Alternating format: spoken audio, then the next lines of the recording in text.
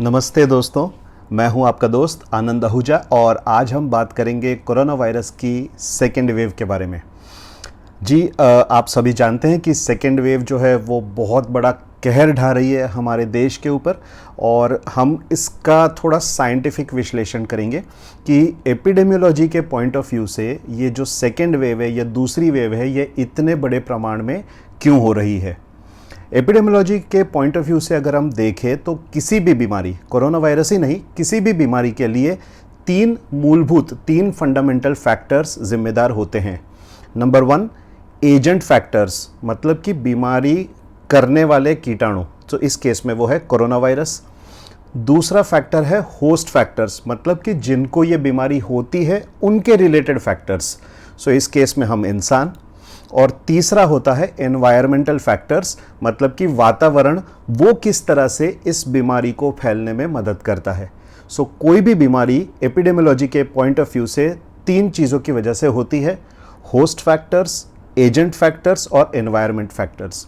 सो सबसे पहले हम बात करते हैं एजेंट फैक्टर्स यानी कि कोरोना वायरस की। सो ये वायरस जब 2019 में शुरू हुआ उसके मुकाबले ये काफ़ी बार म्यूटेट कर चुका है। इसके जीन्स जो हैं ये काफ़ी बार बदल गए हैं। कितना अभी हम सुन रहे हैं कि जो इंडिया में जो सेकेंड वेव आ रही है ये डबल म्यूटेंट वायरस की वजह से है, कोई कह रहा है कि ट्रिपल म्यूटेंट वायरस की वजह से है, कोई ब्रिटिश वायरेंट कहता है, कोई वेरिएंट कहता है, कोई कहता है कि ये साउथ अफ्रीकन वेरिएंट है। सो बेसिकली क्या है, ये वायरस जो है इसने मल्टीप्लाई किया है और मल्टीप्लाई करते करते ये काफ़ी अडेप्ट हो जाता है। उसको भी तो सर्वाइवल गेम है, तो वो भी अपने जीन्स को बदल के ज़्यादा फैल सके उस तरह से अपने जीन्स को, अपने आप को वो अडेप्ट करता है, म्यूटेट करता है। तो एक है म्यूटेशन। दूसरा है जैसे हम वायरस से लड़ने के लिए अलग अलग वैक्सीन्स बनाते हैं, अलग अलग दवाइयाँ बनाते हैं, उसी तरह से ये वायरस भी अपने आप को बचाने के लिए ड्रग रेजिस्टेंस डेवलप करता है। सो जो वायरस पहले एक दवाई से मरता था या डिस्ट्रॉय हो जाता था वो अब शायद कम हो या ना हो। सो इसको एक एक्वायर्ड ड्रग रेजिस्टेंस भी कहते हैं।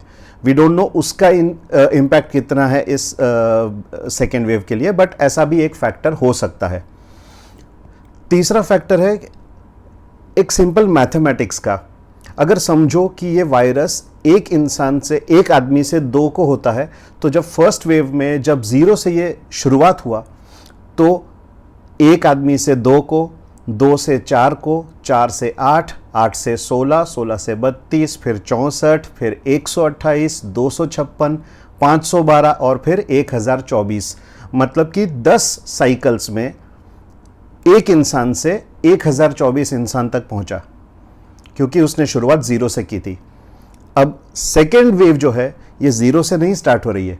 सेकेंड वेव के शुरुआत में ही ऑलरेडी 10,000 लोगों को है, अगर एग्जाम्पल के तौर पे मान लिया जाए तो। सो अगर ये 10,000 लोगों को है तो ये 10 साइकिल्स में 1 करोड़ तक पहुंच जाएगा, अगर वही इक्वेशन रखे 1 से 2, 2 से 4 को। तो सो जस्ट बिकॉज उसका स्टार्टिंग पॉइंट 0 है तो number of people affected in the same 10 cycles will be less. और अगर 10,000 से वो स्टार्ट कर रहा है तो 10 साइकिल्स में उसको 10,000 से 1 करोड़ तक पहुंचने में ज़्यादा टाइम नहीं लगेगा। So that is scary. So ये बात हुई वायरस फैक्टर्स की। एक और फैक्टर की हम बात करेंगे, होस्ट फैक्टर्स, इंसानों का फैक्टर। सो इंसानों में काफ़ी लोग जो साइलेंट होते हैं, जिनको एसिम्टोमेटिक होते हैं या माइल्डली सिम्टोमेटिक होते हैं, जिनको ज़्यादा लक्षण नहीं होते, ये अनजाने में काफ़ी लोगों को फैला देते हैं। जिसको बीमारी है, जिसको तकलीफ़ है, वो तो अपना इलाज करा रहा है, जांच करा रहा है, लेकिन जिसको सिम्टम्स नहीं है वो अनजाने में 50 लोगों को, 100 लोगों को मिलके वो बीमारी अनजाने में फैला रहा है। सो होस्ट फैक्टर्स में ये एक बहुत इंपॉर्टेंट कारण है। सो जो बीमारी में साइलेंट या माइल्डली सिम्टोमेटिक केसेस ज़्यादा होते हैं वो बहुत तेज़ी से फैलती है। दूसरा केस है जो लोग इनकम्प्लीट ट्रीटमेंट लेते हैं, पार्शियल ट्रीटमेंट लेते हैं, तो वो लोग जो हैं एक रिजर्वॉयर का काम करते हैं, उनके बॉडी में वायरस जिंदा रहता है। पार्शियल ट्रीटमेंट के कारण उनके सिम्टम्स ठीक हो जाते हैं, लेकिन जो पार्शियली ट्रीटेड होते हैं उनके अंदर जो वायरस रहता है that serves as a reservoir और वो फिर दूसरे लोगों को भी फैला सकते हैं। तीसरी चीज और एक बहुत इंपॉर्टेंट बात, वो है वैक्सीन्स को लेकर। जी वैक्सीन्स बहुत असरकारक हैं, लेकिन वैक्सीन से कितना चांस कम होता है? किसी वैक्सीन से 70%, किसी से 80%, किसी से 90%, बट नेवर 100%। सो 10-20% रिस्क फिर भी बीमारी का होता है। लेकिन इसके बावजूद क्या होता है कि जो लोग वैक्सीन ले लेते हैं वो बेफिक्र हो जाते हैं। They get a false sense of security और वो ज़्यादा हाई रिस्क बिहेवियर डिस्प्ले करते हैं। मतलब कि मास्क कभी पहनेंगे, कभी नहीं पहनेंगे, कैजुअली लेंगे चीज़ों को, 6 फीट का अंतर नहीं रखेंगे, प्रॉपरली रेगुलरली थोड़ी थोड़ी देर पर अपने हाथ सैनिटाइज नहीं करेंगे। क्यों? क्योंकि वो सोचते हैं कि उन्होंने वैक्सीन ले लिया है तो अब उनको ये बीमारी नहीं हो सकती। सो ये जो हाई रिस्क बिहेवियर है वैक्सीनेटेड लोगों में जो दिखता है, ये भी एक नेचुरल फिनोमिनन है और इस वजह से भी ये बीमारी फैलती है। वैक्सीनेटेड लोगों में भी ये बीमारी फैलती है इन वजह से। तीसरा फैक्टर है एनवायरनमेंट के फैक्टर्स।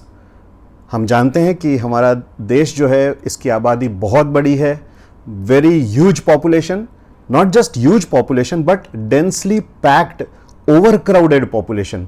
और ये बीमारी के लिए बहुत कंड्यूसिव एनवायरनमेंट है क्योंकि ये एक इंसान से दूसरे इंसान तक बहुत आसानी से फैलती है। तो यहाँ पर लोग एक दूसरे के बहुत पास में रहते हैं। सो दैट इज़ वाई ये बीमारी बहुत जल्दी से फैलती है इंडिया जैसे देशों में जिसमें आबादी बहुत ज़्यादा है। दूसरी चीज़ है कि लोग अब डिसेंसिटाइज हो चुके हैं। पिछले साल जब ये बीमारी आई तो बीमारी के मुकाबले उसका खौफ बहुत ज़्यादा था, उसका डर बहुत ज़्यादा था।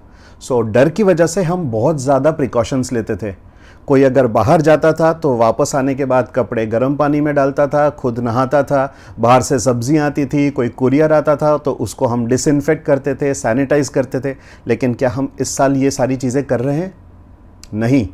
हालांकि इस साल जो सेकेंड वेव आई है वो पिछले साल से करीब 10 गुना बड़ी है, पर उसके बावजूद भी हम उतने केयरफुल नहीं है, उतने सेंसिटाइज नहीं है जितने पिछले साल थे।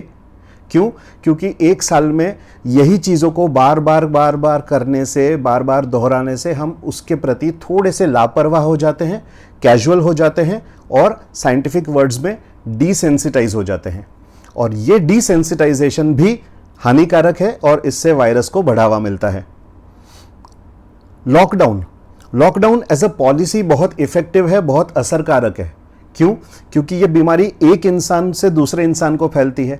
तो अगर आप ऐसा कोई पॉलिसी लाओ, ऐसा कोई रूल लाओ जिससे आप एक इंसान का दूसरे इंसान के साथ डायरेक्ट फिजिकल कांटेक्ट रोक दो तो बीमारी अटक जाएगी। लेकिन उसके काफ़ी साइड इफ़ेक्ट्स होते हैं, जैसे कि हमारी इकोनॉमी पर असर हुआ, गरीब लोगों को काफ़ी सफ़र करना पड़ा और इन वजह से वो सक्सेसफुल नहीं हो पाया। दूसरी बात, लोगों ने ठीक से उसको इम्प्लीमेंट भी नहीं किया। काफ़ी लोग बेपरवाह थे, बेफिक्र थे और लॉकडाउन के नियमों का पालन नहीं कर रहे थे। और इस वजह से लॉकडाउन में जितना हमें सक्सेस मिलना चाहिए था उतना नहीं मिल पाया था। और इस बार इसी वजह से गवर्नमेंट भी लॉकडाउन इम्प्लीमेंट करने में थोड़ी सी हेजिटेंट है और हम खुद भी एज सिटीजन्स लॉकडाउन के प्रति इतने उत्साहित या इतने एंथुजियास्ट नहीं हैं। So basically lockdown as a principle गलत नहीं है, लेकिन उसके इम्प्लीमेंटेशन के इश्यूज हैं, प्लस उसके साइड इफेक्ट्स जो हम ठीक से मैनेज नहीं कर पाए, इस वजह से लॉकडाउन का हमें सक्सेस नहीं मिला पिछली बार। और इस बार हम लॉकडाउन से भाग रहे हैं, उसको अवॉइड कर रहे हैं, उसको टालने की कोशिश कर रहे हैं, बट बिकॉज ऑफ दैट ये फैलता है।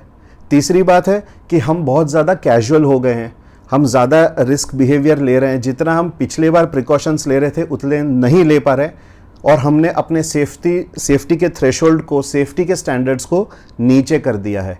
और इन सारे फैक्टर्स की वजह से कोरोना वायरस सेकेंड वेव में पिछली बार से काफ़ी बड़ा, डबल, ट्रिपल, 4 गुना बड़ी इंटेंसिटी के साथ हमें झेलना पड़ रहा है। So basically in short, epidemiology point of view से 3 factors, agent factors, virus mutations, host factors, reservoir, silent carrier और वैक्सीनेटेड लोगों में हाई रिस्क बिहेवियर, और तीसरा एनवायरनमेंट फैक्टर्स। इन 3 चीज़ों की वजह से कोरोना वायरस की ये सेकेंड वेव जो है वो तेज़ी से बढ़ी है। सो इससे बचने के लिए अपने आप को डिसेंसिटाइज ना होने दे, वापस उसी जोश के साथ सारे नॉर्म्स को फॉलो करें जो हमने पिछले साल किए थे। सैनिटाइजेशन, मास्क्स, मैं तो कहूँगा 2 मास्क पहनो, इस बार पिछली बार से ज़्यादा वायरस है। और आई प्लीज़ रिक्वेस्ट, या तो आप वो सर्जिकल 3 प्लाई वाला मास्क पहनिए, 2 या 3 रुपए में मिलता है, या तो N95 मास्क पहनिए, हो सके तो 2 मास्क पहनिए, और 6-7 फीट का प्लीज़ डिस्टेंस रखें एक दूसरे के साथ। इन चीज़ों को रेगुलरली फॉलो करने से अपने आप को बचाएं, और आप सिर्फ अपने आप को नहीं बचाएंगे, आपके आसपास के लोगों को, अपने प्यार, आप जिनसे प्यार करते हैं, आपके दोस्त, आपके रिश्तेदार, उनको भी बचाएंगे। नॉट जस्ट दैट, आप वायरस की एक लिंक तोड़ेंगे, उसकी एक कड़ी तोड़ेंगे। प्लीज़ इस चीज़ को ज़रा ध्यान से, गौर से सुनिए, सोचिए और अमल कीजिए। मैं हूँ आपका दोस्त Anand Ahuja. Thank you very much.